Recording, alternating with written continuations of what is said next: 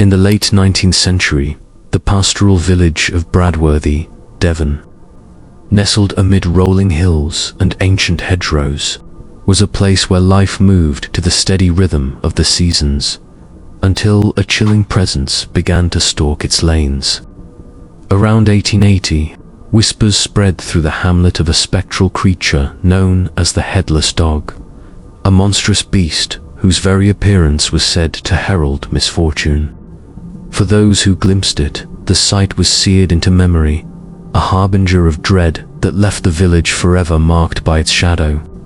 The Headless Dog was no ordinary phantom.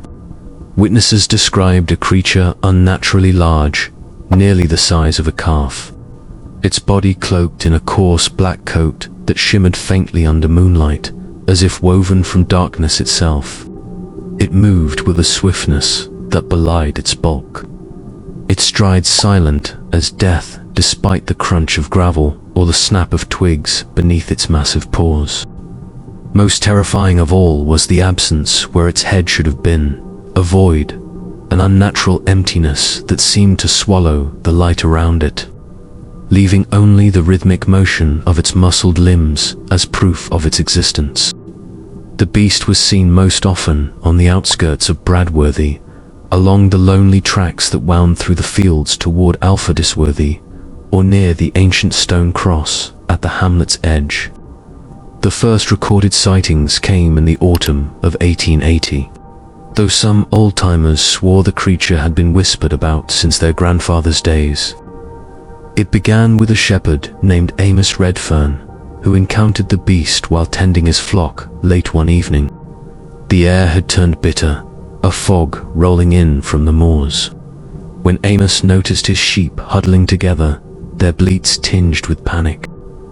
Then he saw it, a massive, headless form darting across the field, its movements fluid and eerily silent, as if the earth itself refused to acknowledge its tread. Amos froze, clutching his crook, as the creature passed within yards of him before vanishing into the mist. That very night, his prized Away fell ill and died without cause, her lamb following by dawn. Amos told his tale at the village and the next day, his voice trembling. That dog, it's a cursed thing, brings naught but woe. Word spread quickly, and soon others came forward with their own accounts. A carter named Eliza Poole saw the Headless Dog in the winter of that same year, while driving her wagon along the Alfredisworthy road at dusk.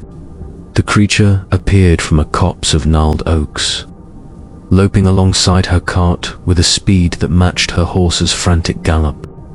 She lashed her reins, urging the beast onward, but the headless spectre kept pace for nearly a mile before veering into the darkness. 2 days later, Eliza's wagon axle snapped on a clear road, spilling her goods and breaking her arm in the fall. She never drove that route again, swearing the dog had marked her for ruin. By 1881, the Headless Dog had been sighted by dozens of farmers, milkmaids, even children playing too late in the fields. Each sighting seemed to presage some calamity. A barn burned down after farmer John Trewin glimpsed the beast near his hayricks. A sudden fever swept through the Hockaday family mere hours after young Bessie saw it by the stone cross. A blacksmith's forge caught fire the day after he laughed off a warning and saw the creature himself.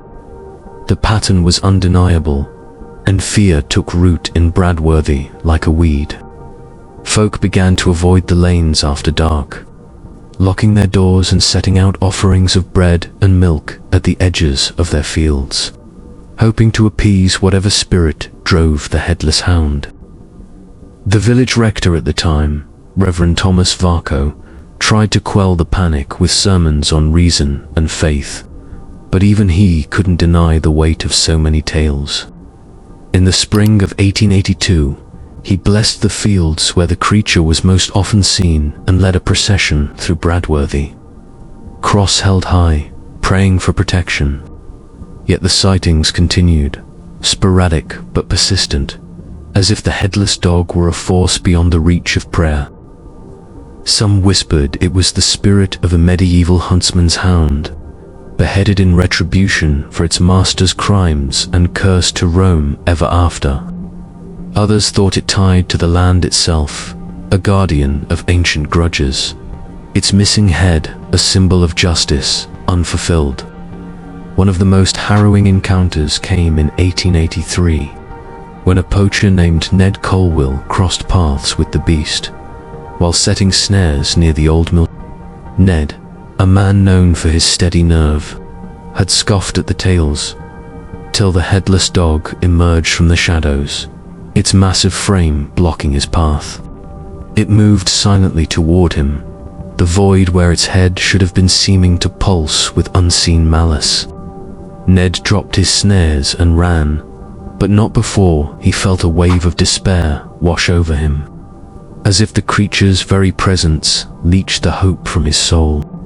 The next morning, his traps were empty, and within a week, his eldest son drowned in the mill pond, a tragedy Ned blamed squarely on the dog's curse. It weren't just a ghost, he'd mutter to anyone who'd listen. It's a doom-bringer, plain as day. As the years passed, sightings of the headless dog grew rarer, fading into legend by the early 20th century. But even now, in Bradworthy, the elders speak of it with a wary respect, cautioning the young to steer clear of the old lanes when the nights grow long. The creature's purpose remains a mystery, its origins lost to time, yet its legacy endures a silent, headless omen of ill fortune, forever bound to the dark corners of Devon's heart. And on quiet evenings, when the wind carries a faint, mournful chill, some still glance over their shoulders, half expecting to see a massive, headless form darting through the dusk. Many thanks for treading this tale's dark path. If its chill gripped you, follow, subscribe, and comment below.